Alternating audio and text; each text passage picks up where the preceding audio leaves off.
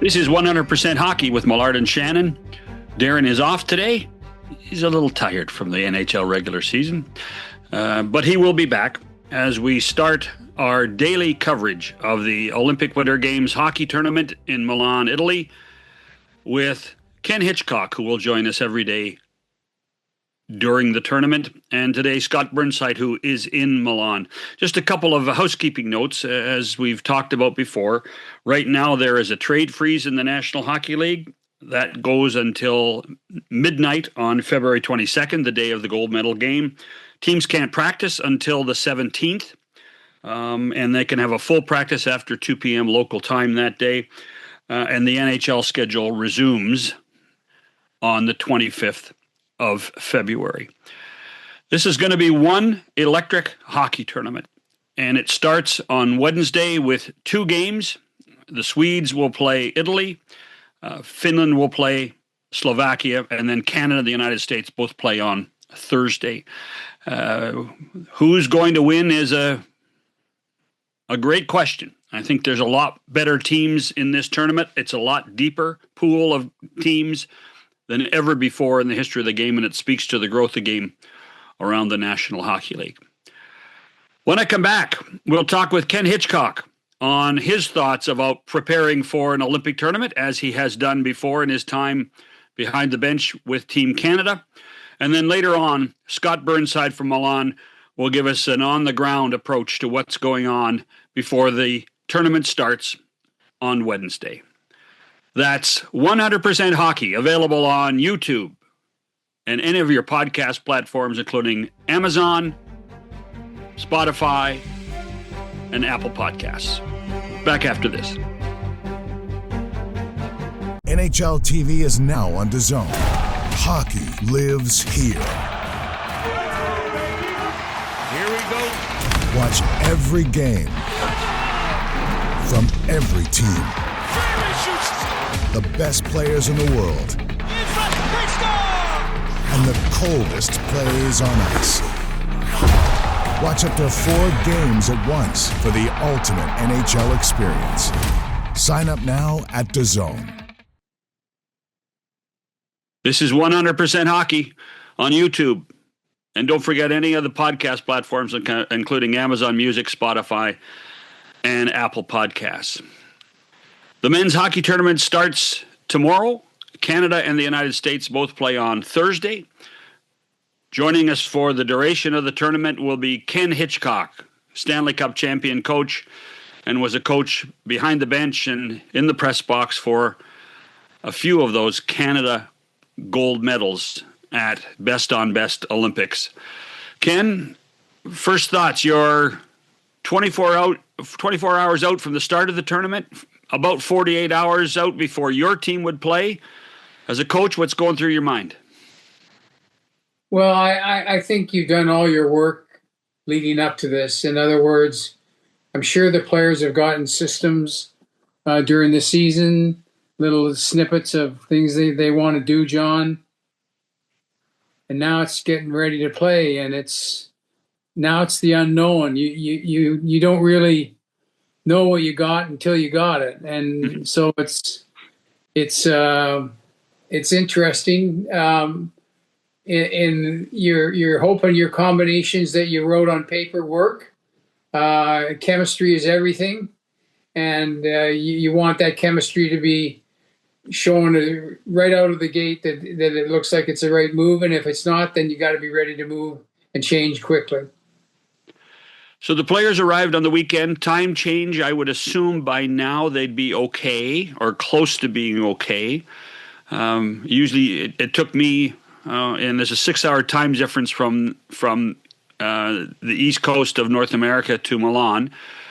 It took me about a day and a half to adjust. Players are used to traveling and used to 3-hour time changes, so it shouldn't be that much of an issue.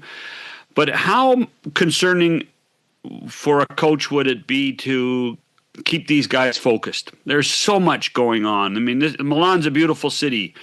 The Olympics are overwhelming when you get there. Or is this business as usual for these guys?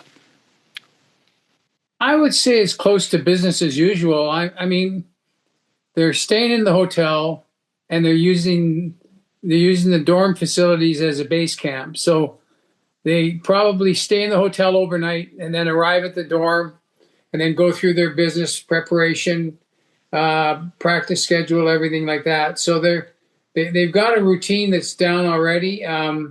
They made the decision to do the hotel stay, and the Americans made the decision to do the dorm stay. But the Canadians are still gonna get the full experience of what it's like to be an Olympian, because they're going to be able to hang out during the day in the dorms, relax, and visit with other athletes from other countries, other athletes from their own country.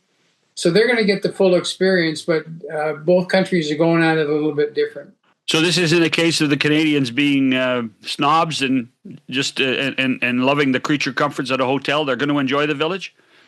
Oh yeah, you got so much downtime. You get a chance to enjoy it a lot. You end up in the mess hall sometimes for hours visiting with other athletes. You end up going to events on the non-game days. Like, you get the full experience, whether you're in the hotel or whether you're in the dorm. You get the full go. And practices the last couple of days would be what? Tempo would be white hot. Details would be emphasized greatly. But the players during the course of the season have gotten information from management and coaching as far as what they want to do and how they want to act, what the system is and stuff like that. So I'm sure it's being filtered to the players, and as they get ready, a little bit at a time. So I don't think there'll be any surprises from a player standpoint. They'll be more than ready. And John, to be honest with you, 90% of the teams play the same system anyway. So I don't see that being a big deal. The big deal is chemistry. The big deal is, does what you wrote on paper look like it's going to work? And if not, what changes do we need to make? Because that's the one thing I learned in coaching the Olympics.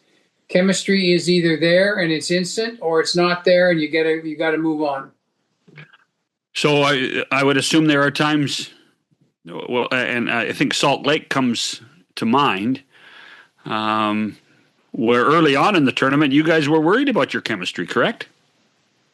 Well, look at the line combinations that we finished with compared to where we started. Every line had changed dramatically, and that was the big change. And then who would have thought that the best winger for Sid would be Bergeron? You don't know those things until you experience it. But what we did learn is, if it's not there, don't sit on it. Don't expect it to come around. You don't have time for it to come around. If it's not there, move on to a different combination and see if that one works.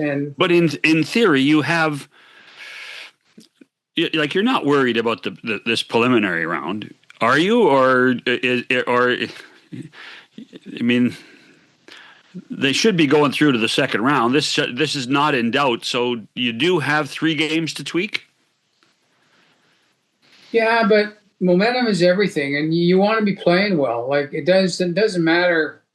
I'm assuming that we're going to get through the next round, but you got to be playing well, because when it gets to sudden death, if you're not playing well, it shows up real quick. And so I'm sure the focus is at the start here is not who we're playing, but how we're playing. And you want to play really well right out of the gate, because one thing you learn, John, in the Olympics is, as much as it means to Canada, hockey-wise, it means a lot to other countries too.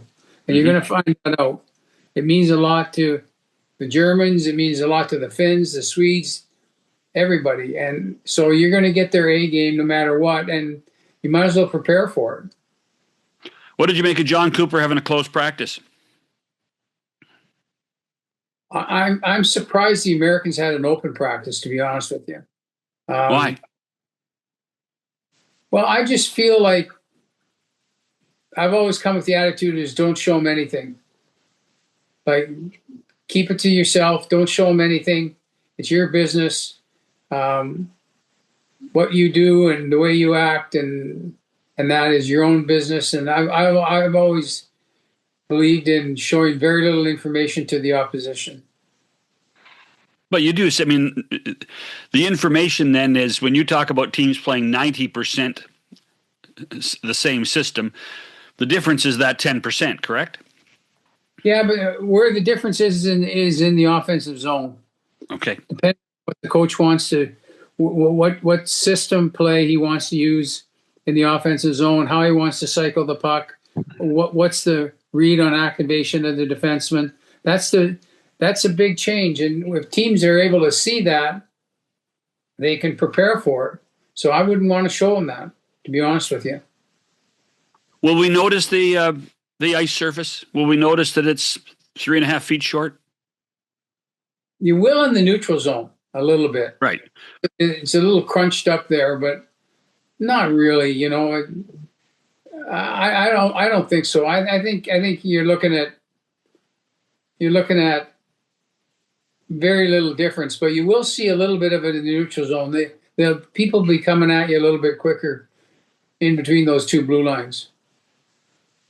So when you look at, and you know, most of our audience is either Canadian or American, so they have a lot of interest in both of those teams. And I'm not doubting that the Swedes and the Finns, particularly, and maybe the Czechs, are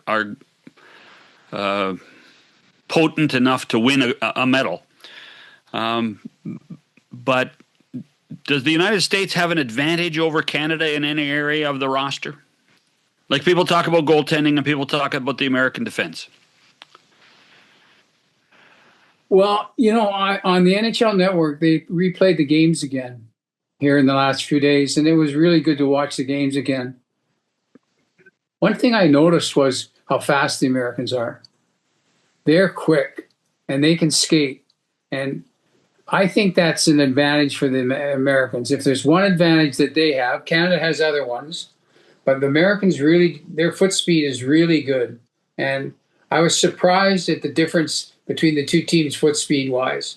And so I think that's the Americans' advantage. The Canadian advantage is that they can create a lot of in-zone offense. Their cycle game, their activation by their defensemen, their puck protection skills are exceptional, and that's going to be an advantage for the Canadians.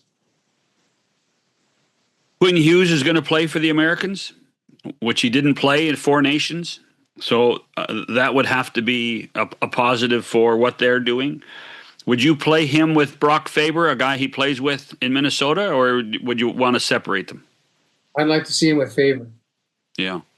If you're going to have, you know, those guys are going to log big minutes. And, you know, it's funny, in the Olympics, you end up playing a lot more with 4 defensemen than you do with 6. So, you know, your third pair sometimes becomes a bunch of specialists, whether it's on PP or power or penalty kill. And I feel like your top 4 got to log big minutes, and those 2 guys are going to be able to log big minutes. So you with the big names that they have, like, you know, they have Hughes, McAvoy, Slavin, Faber, Hanifin, Werenski, heck, even Sanderson, who had a great Four Nations. Jackson Lacomb's the newbie based on coming in late. You think the third pair, in theory, may not play as much as the top 2? Yeah, I do.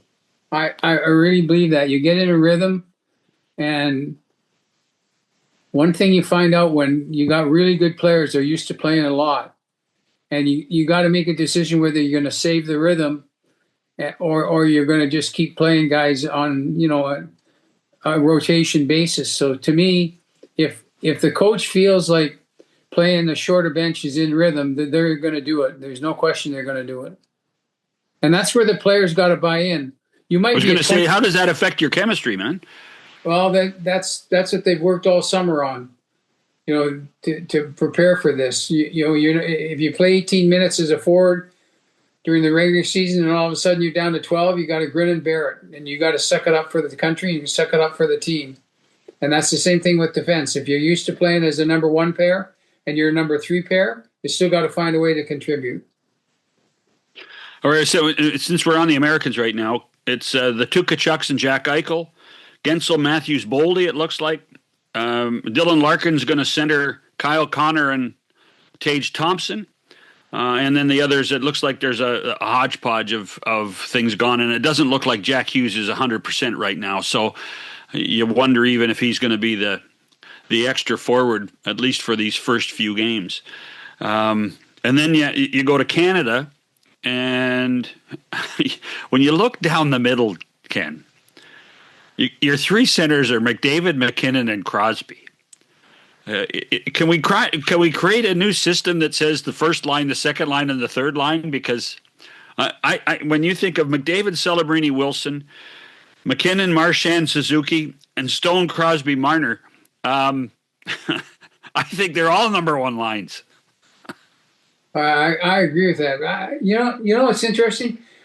I'm not 100% for sure on this, but I think you're going to see one of those big guns play wing. I think you're going to see movement there. I think you're going to see one of those big guns move over to the wing. I don't know who would that be. Who would that be? Would that be Nate for you? Might be, but one of those guys is going to move because they're going to need him on the ice more, and they're going to have to find a way to play him more. So I think you might see a stronger focus on two lines rather than three lines. So a similar thought process about your defense you have for the forwards, that you got two forward groups that are going to play more than the other two? Yeah, I do.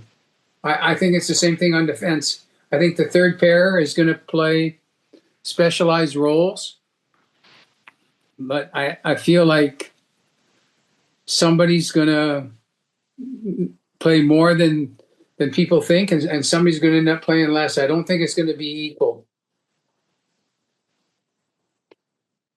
Taves, Makar, Morrissey, Parayko, Harley, Doughty, Theodore, Sanheim.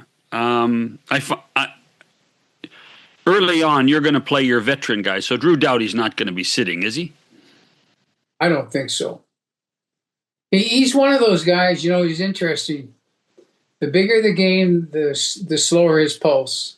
And in big games, he's going to be a good player for you. So I would say for sure he's going to be a guy that is going to contribute in some meaningful fashion. So you want to get him out on the ice and you want to get him into the game as quickly as possible.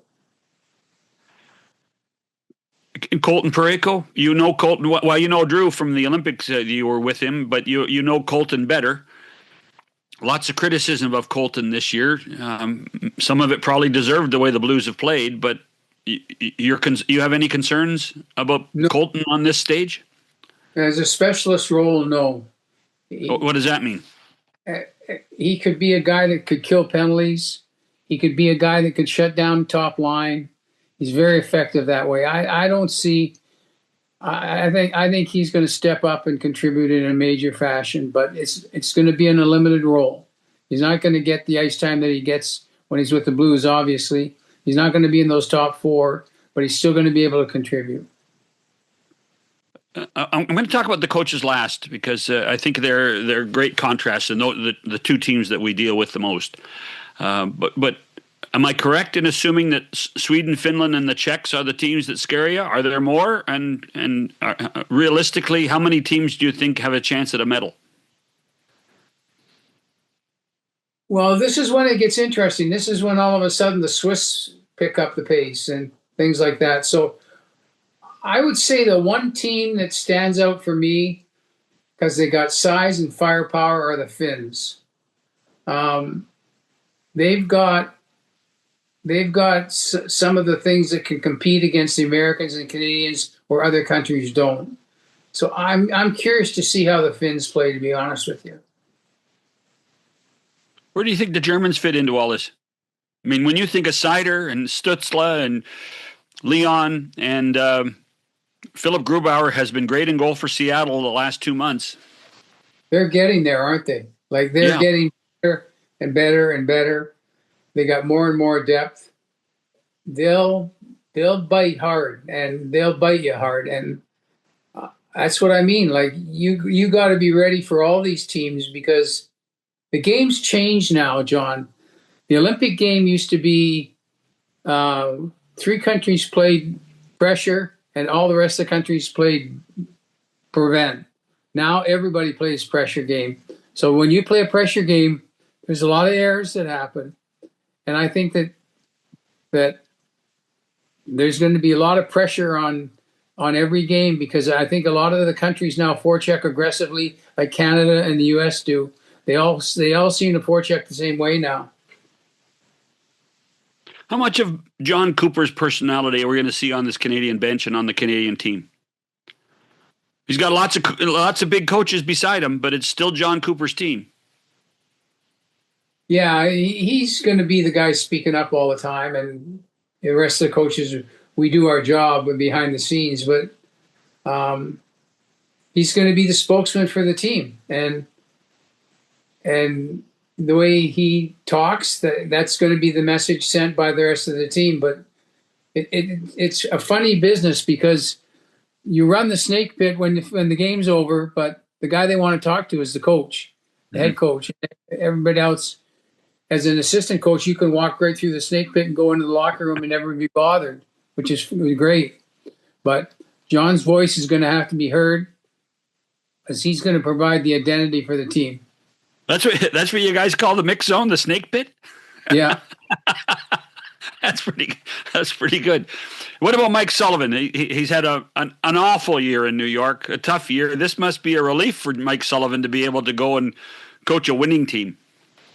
Yeah, he's got to be excited. I mean, and he did a great job with the team in Four Nations, so he's a good coach. You know, he's had a tough year, but he's a good coach. This is going to be just as much as there's a battle between the players, it's going to be a battle between the coaches too, John. Is it that much of a chess game? Oh yeah. Matchups, subtle matchups are going to be really, really important. Who do you expect? But that goes back to my question about our three centers, Canada's three centers. Who are they going to put out against these guys, the Americans? I mean, and is a defensive pair as important as a line? I think the mobility is the important thing for the Americans. If they play a mobile game and they're able to play that game, they can be effective. Canadians' game is a cycle game. They got good rush attack players, but their game is a cycle game. So whoever gets to that part of their game, I think, is going to be successful. But if you go back and look at the Four Nations, Canada won it, but the Americans were quicker. So Canada's going to have to negate that speed and control the game in zone. And if the game is played in both zones, that's a big advantage for Canada. Well, the tournament starts on Wednesday with two games, Slovakia versus Finland, Sweden versus Italy, the hometown Italians. It will be a great tournament. Both Canada and the United States play on Thursday. Canada versus Czechia, and the United States will face Latvia. Ken, we will talk to you tomorrow as we preview Canada and the United States one more time with Mike Zeisberger. Okay, thanks. Ken Hitchcock. I'll be back and talk with Scott Burnside, who is in Milan at this point, on this edition of 100% Hockey. Car shopping should be exciting, not exhausting. That's where CarGurus comes in. They have advanced search tools, unbiased deal ratings, and price history, so you know a great deal when you see one. It's no wonder that CarGurus is the #1 rated car shopping app in Canada. When you're car shopping on your phone, it shouldn't be a maze. You need to see all the information. With the CarGurus app, you can. Powerful search tools that you see deal ratings, price history, and dealer reviews on listings all in one place. And you can turn on real-time price drop alerts so you never miss a great deal. CarGurus connects you with trusted dealerships when you're ready, ensuring a transparent, hassle-free buying process. Buy your next car today at cargurus.ca. Make sure your deal is the best deal. That's CarGurus.ca. cargurus.ca. 100% Hockey, best on best in Milan, Italy, joined by Scott Burnside, who is in Milan, enjoying the sights and sounds of a city before the Olympic tournament starts in earnest on Wednesday. So, Scotty, we have heard for the last 2 months how concerned we were going to be with the arena and all the drywall that wasn't finished and everything that was bad. Give us the dope. What's going on with the arena? You know what? It's I arrived here early Sunday morning and was at the rink by early Sunday afternoon, and most of the teams practiced Sunday. And they have a practice rink that's adjacent to the main rink here in Milan. And I've talked to players from I will admit, I haven't talked to anybody from Team France or Team Italy, so that's on me. But I've talked to players from every other team, and we've had some. This is our third day of practices now, and a million questions have been asked. I can't remember one person talking about poor quality of ice. I mean, maybe by the third practice on Sunday in the practice rink, but I haven't heard a discouraging word about the facilities, the setup. It's you can see it's a little rough around the edges outside, but whatever. I haven't heard anybody talk anything about negatively about the ice itself, about the way it's set up for the players to get ready to play the first games, of course, tomorrow afternoon, Milan time, with Finland and Slovakia, I think. And then right. Italy kicks off the main event tomorrow night, prime time 9-10 match against Sweden. So it's been kind of refreshing, but and I will say, I think even if the ice was really bad, then we would have heard about it. But I do think that overwhelmingly the players are so happy to be here. There is such a level of excitement. Talked to Elvis Merzlikins this afternoon, the Latvian netminder. Oh my! Like maybe such a breath of fresh air, and really, to me, encapsulated just how much it means and how pumped the players are to be here and to start the competition.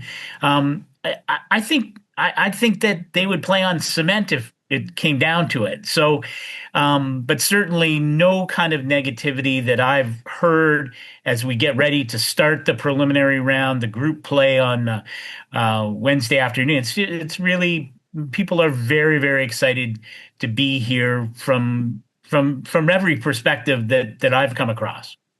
What do you make of Jon Cooper closing his practice? Yeah, you know what? I get the, you're trying to, maybe it's a little gamesmanship. It's a little, and then other teams followed suit. And so there were a number of closed practices today. To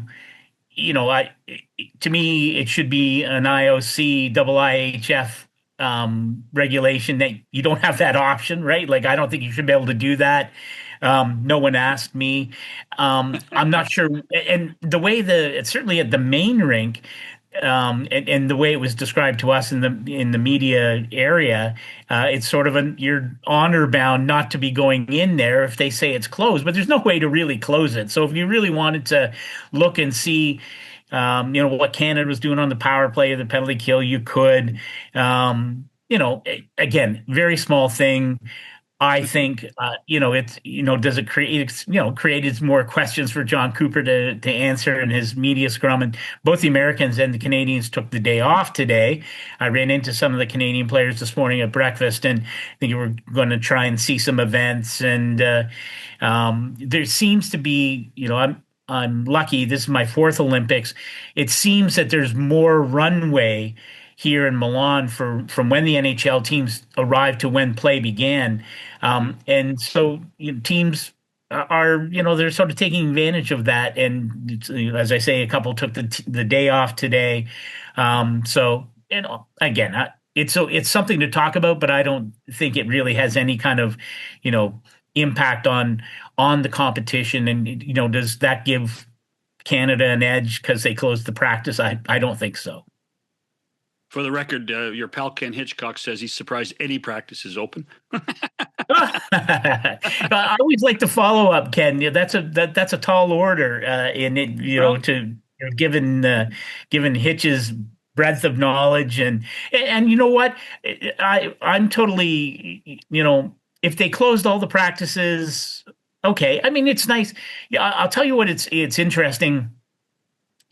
Certainly for the Canadians and the Americans, because we followed it so closely at Four Nations a year ago, and to see what kind of line combinations, like what, the first practice, and in comes Tom Wilson and Macklin Celebrini, and they're both talking about, having skated in practice with Connor McDavid, and who, and so it's exciting to talk about that. But I also remember back to probably 14 but certainly in 2010, I think Sidney Crosby played with every member of the Canadian team, right? It was, so what you see in terms of line combinations and power play setup, it can change moment to moment, certainly game to game. So I'm not sure that it's a big deal. It's nice to talk about, right? Like if you had all the line combinations from practice, it gives you a discussion point, especially when you talk about the players that may not be suiting up, right? Because you're going to have some extra players. So, but that's sort of window dressing, I think. For Canada, the United States, you get any sense of who won't play? Well, again, because some of the practices were closed and then they took the day off, I really don't. And they were running players through a fourth line. And so the long and the short of it is I'm not really sure, for Canada, is it going to be Sam Bennett? Is it going to be Seth Jarvis? I don't know. There was, I know, the Americans were running sort of an expanded fourth line, so it is a little bit harder to tell. And my guess is, because of the 3 games in the preliminary, that the lineups will change. And my guess is certainly you're not running one goaltender through all of it. I don't see that happening. And my guess is that everyone is going to get a shot during the preliminary round, rotating players through. And, we see, people, William Nylander is, can he play, or does, Sam Hallam, the Swedish head coach, does he ease him into this tournament? Because you have that kind of luxury. So I do think that the preliminary rounds, even though they're critically important, I think you desperately want to finish 1 or 2 coming out of the preliminary round, which means, winning as many games in regulation as you can, to give yourself, there's not going to be an easy path necessarily, but, if you want to avoid Canada or the U.S. in the semifinals, then you better be in the in the top 2. So, but I do think the lineups will change night to night, and I'll be shocked if, given good health for the bigger clubs that have all NHL players, my guess is everyone gets a shot at this.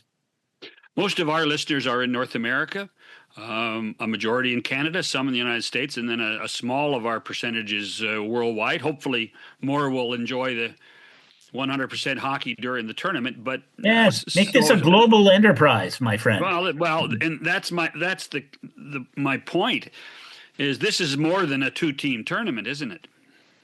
Well, yes, and it is going to be fascinating to see. And I'd completely forgotten that Canada actually finished 5th in the round robin or the preliminary play in Vancouver, and actually had to play the extra Tuesday game. The extra Tuesday game, and there are teams here that are going to, I think it's fair to say from the outset that you've got Canada and the United States.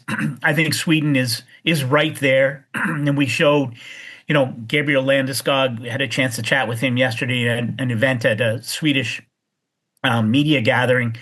And, he wasn't part of Four Nations. He will captain the Swedish team. Victor Hedman's here. He's coming off an injury. The goaltending, what exactly does that look like for the Swedes? But the Swedes are, and you go back to Four Nations, they finished 4th and didn't lose a game in regulation. So, right. And trust me, the Swedes have been, they've been thinking about that for a year. So let's put those 3 teams, very close to each other at the top. And frankly, it will be quite a shock, I think, if 2 of those 3 are not in the gold medal game. But I look at a team like Switzerland, have, some very talented NHL players, Roman Josi, Kevin Fiala. They're coming off of 2 silver medal wins, or I guess 2 gold medal losses at the World Championships. They're a team that has, they have an identity. They played together a lot internationally. We chatted with German flag bearer Leon Draisaitl just before I returned to the hotel to chat with you. In that German team, Philipp Grubauer has played some meaningful NHL games. You have Leon Draisaitl, who's, where is he in the world pecking order? 2, 3, 4, 1, he's right there. Tim Stützle, Moritz Seider. There are enough pieces on that German team to give any of the big three trouble in this once you get to that single elimination part, whether it's in the quarterfinals. Certainly, if one of those three happen to falter and fall into the play-in or the one game seeded 5 through 12. No one gets eliminated after the first round. Czechia, very interesting as well. I really think they're going to miss Pavel Zacha, who had a really good season playing for the Bruins in Boston. You had to assume he was going to play with David Pastrnak, Martin Necas, and Pastrnak we relied on to contribute a huge amount of that offense, but still team that knows how to play together. And Finland, of course, the other team from the Four Nations, no Alexander Barkov. That's a crusher. It is. You can't get around that. That's a team though with a lot of good, solid NHL players. They have the DNA at these international best on best tournaments to bring their best at critical moments. I think back to a bronze medal game in Sochi. Listen, that American team, I probably should have won the bronze medal, right? If you were looking at talent and you compared the rosters, it wasn't really close. Finland knows how to play in these tournaments, and I think it's going to be interesting. And they're in a group with Sweden, and I think that's a real fascinating part of this group play to see how the Finns match up against Sweden. They beat them in overtime at Four Nations. Finns beat Sweden. So you can't discount them at all. So and there's all kinds of goaltending questions for all of the major teams here. There's a constant debate in the media room. Okay, which Czech goalie is going to play? They have 3 that are very capable. Which Canadian goalie starts? I assume it'll be Jordan Binnington. But what Canadian goalie finishes this tournament? What do you do if you're Mike Sullivan and Connor Hellebuck, who was, he was excellent for Team USA in the Four Nations, but we know his historic playoff issues, and he, it's not Connor Hellebuck's fault, but he got outplayed by Jordan Binnington in the championship game in the Four Nations. So does Jake Ottinger factor into that? What about Jeremy Swayman? So there are so many narratives going into the play there, and I just think that you can count on the unexpected happening at some point, which is the great part of this Olympic tournament. And I think it's why so many people are so excited to be here and to see how this unfolds, because you cannot assume Canada, US in the gold medal game, even though, for people who are maybe selling the game and the product and, looking at ratings, that would be the ultimate. Canada, US could very well play in the semifinals. And so there you go. I will say that's what we tried to sell in 1998 when the pros showed up in Japan, Canada, United States, and it was a Russia. It really happened that way. Yeah, no, it did. But and that's what that speaks of was goaltending becomes so important in a one and done tournament. You get a hot goalie like Dom Hasek did do. You have a difficult time recovering. This is a goaltender's tournament, in my opinion. I said, by the way, I said at the top of the show, I think this is the deepest pool of teams and players we have ever seen in international hockey ever. No question. No, and that's what makes it so exciting. Yeah. Well, and to me, you think about. Leon Draisaitl's a perfect example, right? First Olympics for him, but he's so well established, coming off back-to-back Stanley Cup final appearances. He's never had this opportunity, and most of his some of his teammates have played in the Olympics that were when the NHL didn't go in 18 and 22. But you have the creme de la creme of NHL players. The vast majority of them have never played in an Olympic, right? I mean, Sidney Crosby and Drew Doughty both played in Vancouver in 2010. There's a larger group that played in 14 in Sochi. But there are so many established NHL stars who can impact games on their own, who are going to play in their first Olympics, and the emotion and all those things that are going to go into it. Yeah, I agree with you, John. I think that Vancouver, to me, was the greatest tournament ever. Every single game was compelling in Vancouver, right? From the beginning until Sidney Crosby scored the golden goal. I think we could see that kind of thing here. And it may not be what North American fans hope for and want at the end, but I can guarantee it's going to be wildly compelling. That I don't have any hesitancy in saying that. So we haven't really talked very much about the Americans. Bill Guerin has staked his claim to a team similar to Four Nations that lost. And let's be honest, they lost by a whisker. It wasn't as if they were blown out. They lost in overtime of the final game. They also, like the Swedes, never lost in regulation. Yeah. Yeah. Just as the Americans in 2010, they never lost in regulation either. So, yeah. But no one remembers that. So where do you put the strength of the American team now? Is it on the blue line? Yeah, I think it's on the blue line, and I think let's remember that it's not even NHL size rink. It's a little bit shorter than that, which I think, again, I talked to Pete DeBoer a few weeks ago, assistant coach from Team Canada, and he talked about the playoff level of intensity at Four Nations, and now with a shorter rink, that the space is going to be at an absolute premium. So can you play in the crowd?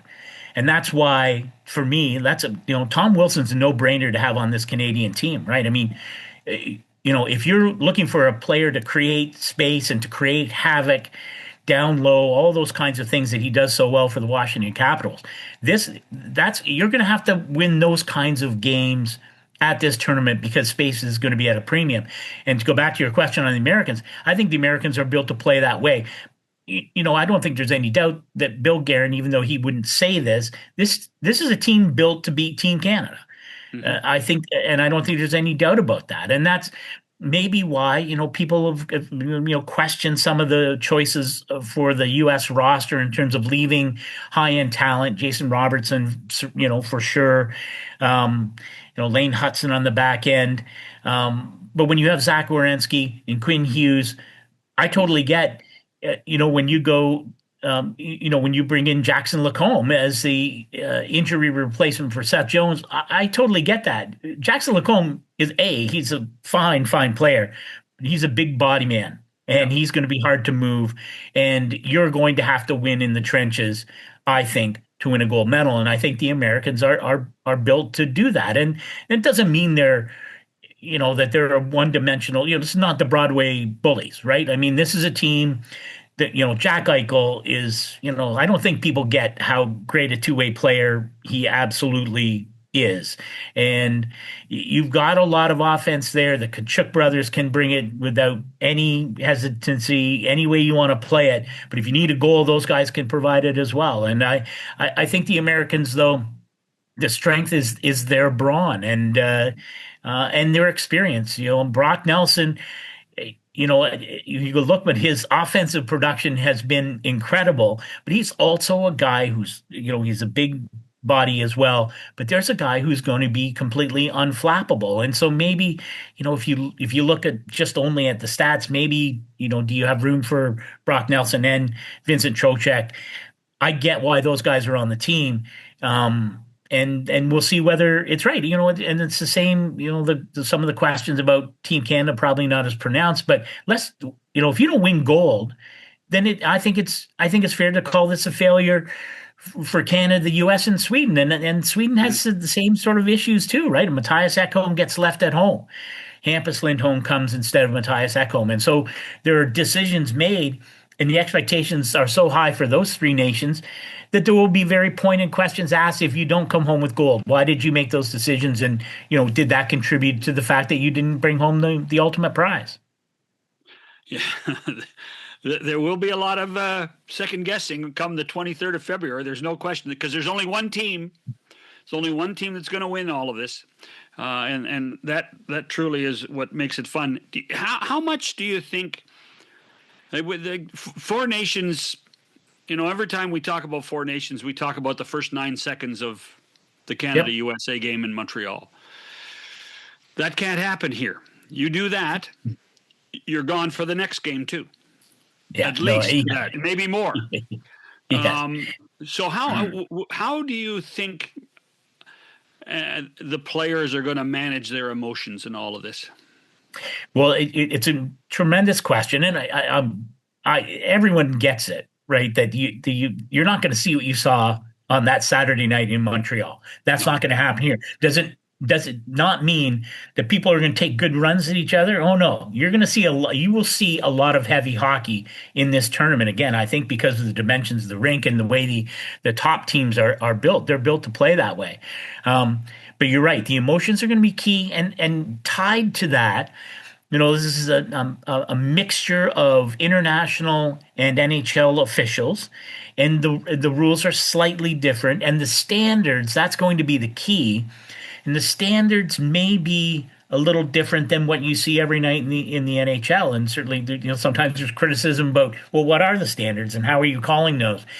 I have no doubt there will be some, a sort of a learning process on, okay, where are the lines established by the officials? We were talking to, I guess it was team, the Czech players, Czechia, who will open against Canada, and that was the familiar refrain from those players, those NHL players from Team Czechia. We cannot be in the box against Canada's power play. So, and Czechia will want to play a tight. They will want to try and get in the Canadians' faces, and guys like Radko Gudas, and they're a team that can play they can play a heavy game as well.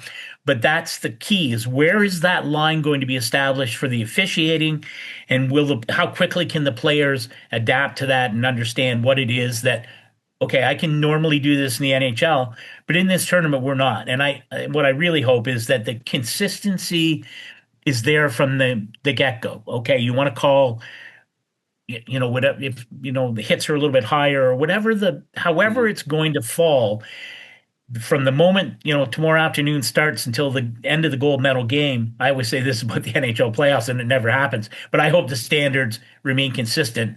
But you're absolutely right, because the special teams are going to be so key, especially for the teams that may not have full NHL rosters. You get into a one-goal game, a low-scoring affair against some of the big teams, and if you can capitalize on a power play, or conversely, if your penalty kill is rock solid and you've got great goaltending, that's how those upsets happen. So it will be fascinating to see how that all shakes out, the emotion and then the standards of officiating. You get a sense that the players are feeling the pressure already? I don't know if it's a pressure. I think it's just this crazy excitement, right? I mean, it's been 12 years. It's it's so interesting to talk to. I had a good chat with Gabe Landeskog as we were talking about. He was a boy. He was 22 years old when the Swedes lost in the gold medal game in 2014. He's got 3 kids and nearly saw his career end since that happened. Radko Gudas, I had a great chat with him. His dad won a bronze medal in '92. Like, what a great family story. He was in Sochi in 2014. He's got 4 kids now since then, right? Like, the lives have changed for so many NHL players. In those 12 years between now and the last best on best tournament. So it's a crazy level of excitement and anticipation. We'll see about the pressure. I think it's a little too early for that. Now, Czechia comes out and beats Canada in the first game. Well, what's that going to do? I mean, John, you go back to Salt Lake City in '02 in the first game, the Swedes dominated Canada. It was like a national referendum on the selection of that team 24 hours later. So it's going to happen, but then the results will determine where those pressure points start to exist, I think. Yeah, by the way, you mentioned 1992 in Albertville. One of the great scenes was Leon Draisaitl's father, Peter, in a shootout against Sean Burke. He beat Burke, and the puck sat on the goal line and did not cross it. It's crazy stuff, and that's one of that might have been the highlight of German hockey up until perhaps this tournament. Yeah, well, and it was interesting. I had gone back and looked because I'd forgotten that Keith Tkachuk had played in 4 Olympics, and including in Albertville. And I went back and looked. I said, "Oh, this is the would have been Czechoslovakia at that stage." Yeah. Beat the Americans. I think it was 6-1 in the bronze medal game. And I texted Keith Tkachuk and I said, "Hey, did you ever meet Leo Gudash, Radko's dad?" No, he didn't think he knew. He met him. I said, "Well, I think he played against him in a bronze medal game, but he had no memory of that." That Radko and I were talking about. I said, "Do you think he forgot that because of the score?" But there are really amazing connections like that you mentioned, the one you mentioned, John, of course, Brock Nelson's connection to both the Miracle the on Ice brothers, team, right? The Christian brothers, and his grandfather in 1960 in Squaw Valley, the gold medal before. And those are real. Brock Nelson just talked, so emotionally about how much this means to him, given his family's history and how important, that they're the great, one of the great American international hockey families, and he gets to be part of that now. And he's got 4 kids. I saw them in the hotel in New York before the charter left. Oh my goodness, those kids were all quite young, and they were so excited. And but he now his kids will get a chance. Maybe down the road they'll remember and they'll see the pictures or whatever of his dad trying to replicate what their great grandfather and their great uncle achieved, and it's pretty powerful stuff. Yeah, it is. It's amazing. Okay, here's the most important question I have for you. What's the best meal you've had so far? I got to tell you, I haven't had many. It's just the way the travel's worked out, and I'm not saying that because my employers here at this tournament, the NHLPA, I'm providing content for them. Maybe they're listening, and I want them to think that I'm spending night and day at the rink. So, but no, I had a very nice dinner last night with some colleagues of mine and friends of yours, and it was a beautiful, and we were sort of not too far from the downtown, the Domo area where all the TV shots are, and it's pretty spectacular. It's great. But pretty much now this is it. After tonight, I'll be at the rink every single night. I think probably the only off night is the night of the women's gold medal game, which is the night before the men's gold medal game, sort of the day between semifinal and final. So it'll be a while before I have a night off. I'm not complaining though. You know that. The sprint begins. Let it begin. Yeah, right. Thank you for this, Scott. Enjoy Milan. Anytime, my friend. That is Scott Burnside, who's working for the NHL Players Association. Go to NHLPA.com to read some of Scott's work. It's fantastic. Great story yesterday about what was going on in and around all the practices. Thanks to Ken Hitchcock. And reminder, we'll have a show every night after all the games are over, analyzing and previewing. And I'll be back after this on 100% Hockey. NHL TV is now on DAZN. Hockey lives here. Here we go. Watch every game from every team.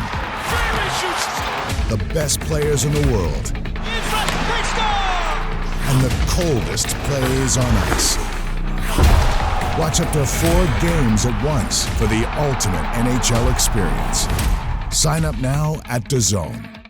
Thanks to Scott Burnside from Milan. Had to stay up a little later. By the way, just so you know, the time change between the east coast of North America, Eastern time zone, and Milan is 6 hours. So a lot of games will end around 5:30 Eastern time in North America. And we will post a new show, hopefully an hour and a half after that, involving Darren, myself, Ken Hitchcock, and Mike Zeisberger over the next 14 days. It's going to be a thrill. As we've mentioned a couple of times, the first two games of the tournament, the men's tournament, Slovakia versus Finland, Sweden versus Italy. It'll be fascinating to see whether the Swedes decide to dress William Nylander, who did not practice today. Do they really need William Nylander against the Italians? Probably not. And you need a guy like William Nylander when you play in the next round. So that, to me, is the biggest question for the Swedes. On Thursday, by the way, the games are Switzerland, France, Czechia, Canada, Latvia, USA, Germany, Denmark. And what's interesting to me is every one of those teams does have some NHL players on them. France doesn't have many. The Danes don't have as many as others, but there are a lot of great players on all 12 of the teams that are participating in the men's tournament.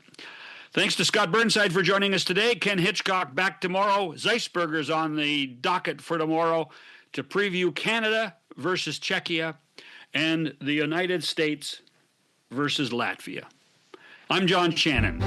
If you like the show, hit the thumbs up button, subscribe, and enjoy this on YouTube and all of the other podcast platforms, including Apple, Amazon Music, Spotify, and a multitude of others. Thanks for listening and watching this edition of 100% Hockey.